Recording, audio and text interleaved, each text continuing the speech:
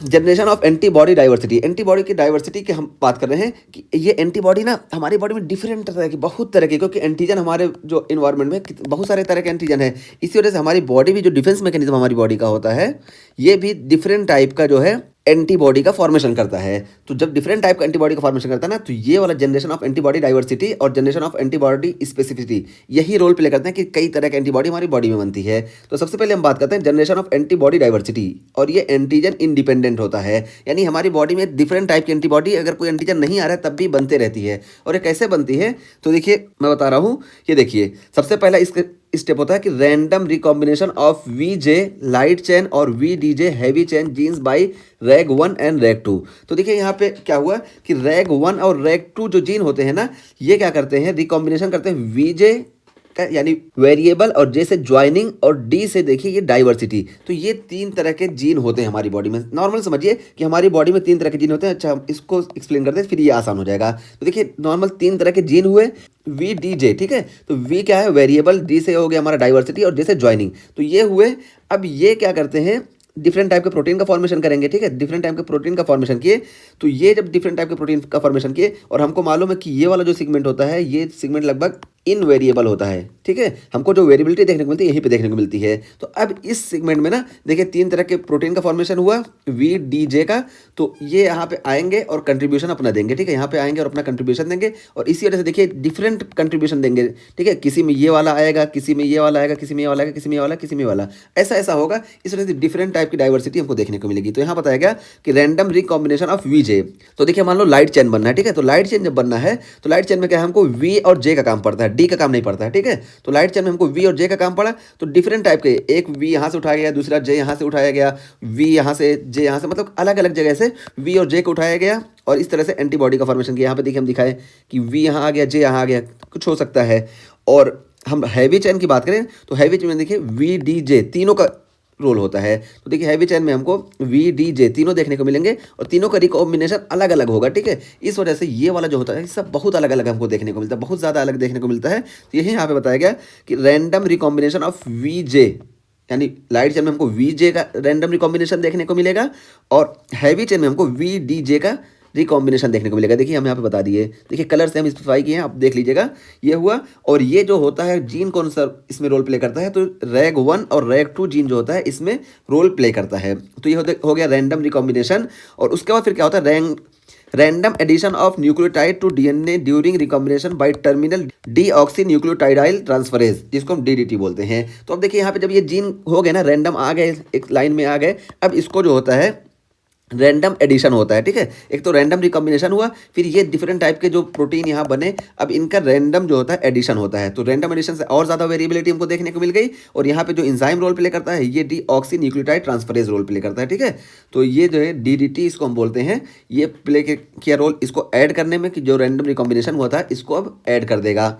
और उसके बाद फिर देखिए तीसरा स्टेप क्या होता है कि random combination of heavy chain with light chain. अब देखिए हैवी चेन अलग बनी, लाइट चेन अलग बनी, तो अब इसको जो है रैंडम, किसी को इधर किसी को इधर, मतलब रैंडम सिलेक्शन होता है। तो ये हमको देखने को मिलता है। तो तीन स्टेप हमको देखने को मिल गए जो कि एंटीजन इंडिपेंडेंट होते हैं, ठीक है। तो कोई भी एंटीजन नहीं आ रहा तब भी हमारी बॉडी में डिफरेंट टाइप की इन तीन बेसिस पे एंटीबॉडीज का फॉर्मेशन होता है। और इसमें वेरिएबल रीजन कौन सा होता है, ये वाला रीजन जो होता है ये वेरिएबल होता है, ठीक है। तो ये एंटीजन बाइंडिंग रीजन या ये वाला रीजन जो होता है ये वेरिएबल होता है, ये हम बात किए। और उसके बाद फिर अब जब कोई एंटीजन आ गया ना, एंटीजन आने के बाद अब जब हमारे प्लाज्मा सेल डिफरेंशिएट होते हैं तब हमारे पास ये जनरेशन ऑफ एंटीबॉडी स्पेसिफिसिटी देखने को मिलती है। और इसमें क्या होता है कि एंटीजन डिपेंडेंट होते हैं, क्योंकि एंटीजन आ गया। अब मान लो कोई सेल पे एंटीजन आ गया, ठीक है, बी सेल पे एंटीजन आ गया। अब क्या होगा, यहाँ पे जब मतलब बी सेल पे एंटीजन आया तो बी सेल रिकॉग्नाइज कर लेगा कि अच्छा हाँ इस टाइप का एंटीजन आया है। तो बी सेल जो करती है ना, तो देखिए B cell somatic hyper mutation and affinity maturation, ठीक है। तो ये जो होती है बी सेल, देखिए डिफरेंट टाइप के इस तरह के, देखिए ये एंटीबॉडी अलग हुई, इसमें देखिए इस तरह का एंटीजन बाइंडिंग साइट बनाई, इसमें देखिए इस तरह का एंटीजन बाइंडिंग साइट बनाई, इसमें देखिए इस तरह के, मतलब बहुत सारे तरह के एंटीजन बाइंडिंग साइट बनाती है बी सेल, ठीक है। जब एंटीजन आ गया तब कि हो सकता है ये वाला फिट हो जाए, हो सकता है इस वाले में एंटीजन फिट हो जाए, हो सकता है इस वाले में एंटीजन फिट हो जाए, मीन्स इसमें इसमें इसमें किसी में फिट हो जाए। इसलिए बी सेल जो होते हैं डिफरेंट टाइप के बनाते हैं। अब जब बी सेल डिफरेंट टाइप के बनाए ना, तो क्या होगा कि कोई ना कोई, मान लो हमारा एंटीजन इस शेप का था, ठीक है, हमारा एंटीजन इस शेप का था, तो अब क्या हुआ ये वाला देखिए यहाँ पे जाके फिक्स हो गया। अब जब ये वाला यहाँ पे फिक्स हो गया ना, हालांकि एंटीबॉडी जो बनी थी हमारे प्लाज्मा सेल से, ये कई तरह की बनी थी। लेकिन देखिए जो एंटीजन था ये इसमें जाके फिक्स हुआ। अब जाके इसमें फिक्स हुआ ना, तो इसी को हम क्या बोलते हैं, somatic hyper mutation and affinity maturation. तो देखिए सोमैटिक हाइपर म्यूटेशन हमको देखने को मिला, ये वाला स्टेप। अब उसके बाद जब ये वाला देखिए एक सिलेक्शन हो गया ना, अब क्या होगा, अब देखिए आइसोटाइप स्विचिंग। अब जो है देखिए ये बन गया, यानी बी सेल को पता चल गया कि ये वाला जो है इस तरह के एंटीबॉडी हमको बनाना है, यानी ये सारे बेकार हैं, इसकी ज़रूरत नहीं है। और जो हमारी बॉडी पे अटैक हुआ है, जिस एंटीजन ने अटैक किया, जो हमारा दुश्मन है, उसको इससे नुकसान हो रहा है, यानी इस वाले एंटीबॉडी से नुकसान हो रहा है। तो अब ये एंटीबॉडी जो है इसका फॉर्मेशन बहुत ज़्यादा हो जाने लगेगा। इसका फॉर्मेशन इतना ज़्यादा होने लगेगा, इसको हम बोलते हैं मोनोक्लोनल सिलेक्शन। ठीक है, तो मोनोक्लोनल सिलेक्शन होने लगेगा। इसका नाम इतना इंपॉर्टेंट नहीं है, बस मैकेनिज्म इंपॉर्टेंट है, वो भी समझने के लिए, बाकी हमको याद ये रखना है। तो ये चीज़ हुई। अब देखिए इसका जब बहुत ज़्यादा फॉर्मेशन होने लगेगा इस टाइप का, तो इसी को हम बोलते हैं आइसोटाइप स्विचिंग। ठीक है, तो आइसोटाइप स्विचिंग हमको देखने को मिलेगी।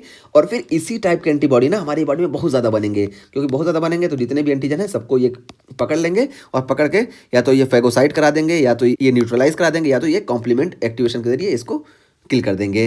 तो ये चीज़ हुई, ये हमारा पूरा टॉपिक कंप्लीट हुआ। ठीक है, तो हम बहुत अच्छे से बता दिए इसमें। तो जनरेशन ऑफ एंटीबॉडी डाइवर्सिटी आपको समझ में आ गया होगा कि ये एंटीजन इंडिपेंडेंट होती है, और इसमें हम बताया कि ये जो वेरिएबल रीजन होता है यहीं पे हमको देखने को मिलता है। ठीक है, और उसके बाद फिर जनरेशन ऑफ एंटीबॉडी स्पेसिफिसिटी आती है। फिर यहाँ पे जो होता है बी सेल क्या करता है कि सोमैटिक हाइपर म्यूटेशन पहले दिखाता है, इस तरह से फिर एंटीबॉडीज बहुत बनेंगे। उसके बाद फिर क्या करता है कि आइसोटाइप स्विचिंग हो जाती है। तो देखिए कितने स्टेप में बनती है, हमारा इम्यून सिस्टम कितना हमारी बॉडी को सेफ रखना चाहता है। तो देखिए सबसे पहले तो इन 3 मैकेनिज्म से डिफरेंट टाइप की एंटीबॉडी बनाई, फिर उसके बाद भी इन टाइप की जो डिफरेंट टाइप की एंटीबॉडी बनी इनसे, उसमें भी फिर ये जो होता है इस एंटीजन स्पेसिफिक बनाने की कोशिश करता है। उसमें भी जब बनता है तो देखिए कई बनता है, फिर एक की जो होती है ये मोनोक्लोनल सेक्शन यानी आइसोटाइप स्विचिंग हमको देखने को मिलती है। तो ये इस तरीके से हमारा इम्यून सिस्टम वर्क करता है। अब देखिए जब यहाँ पे एंटीजन बाइंड हो गया ना, अब इस तरह की एंटीबॉडी बहुत सारी बनेंगी, तो हमको क्या देखने को मिलता है, या तो न्यूट्रलाइजेशन देखने को मिलेगा कि अब जो है बहुत सारी एंटीबॉडी बनी, और इस बैक्टीरिया के जितने एंटीजन थे आके बैक्टीरिया पे बाइंड कर ली। अब बैक्टीरिया को जब चारों तरफ से बाइंड कर ली, तो इसको क्या करें, अब हमारे यहाँ पे जो हमारी वॉल है, जो भी इंटेस्टाइनल वॉल है, कोई भी है, कोई भी वॉल, कोई भी सेल है हमारे, उस पर एडहेयर नहीं होने देंगे। जब इस पर एडहेयर नहीं होंगे तो बैक्टीरिया जो होगा नुकसान नहीं पहुंचाएगा, इसी को हम बोलते हैं न्यूट्रलाइजेशन।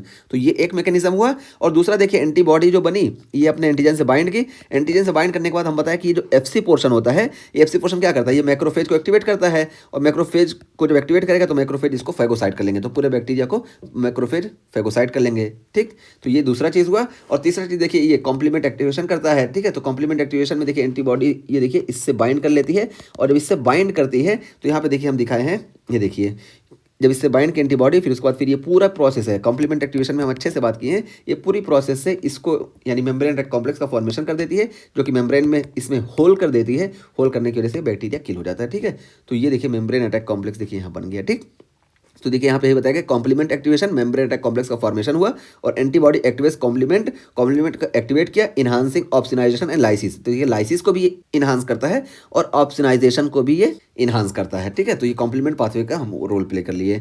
तो यहाँ पे देखिए हमारा पूरा टॉपिक कंप्लीट हो गया। और ये देखिए अब हमको समझ में आ गया होगा कि देखिए VL, ठीक है, तो यानी वेरिएबल जो है, ये L जो है light chain, variable light chain, और ये देखिए वेरिएबल हैवी चेन, और ये देखिए J, तो J से क्या होगा हमारा ज्वाइनिंग, तो ज्वाइनिंग हैवी चेन या डाइवर्सिटी हैविंग चेन, और जे देखिए ज्वाइनिंग लाइट चेन। तो ये हमको देखिए सब यही जो बात किए थे कि यहाँ पे जो हमको देखने को मिलता है ये VDJ, यही यहाँ पे दिखाया गया कि वेरिएबिलिटी हमको एंटीबॉडी में देखने को मिलती है।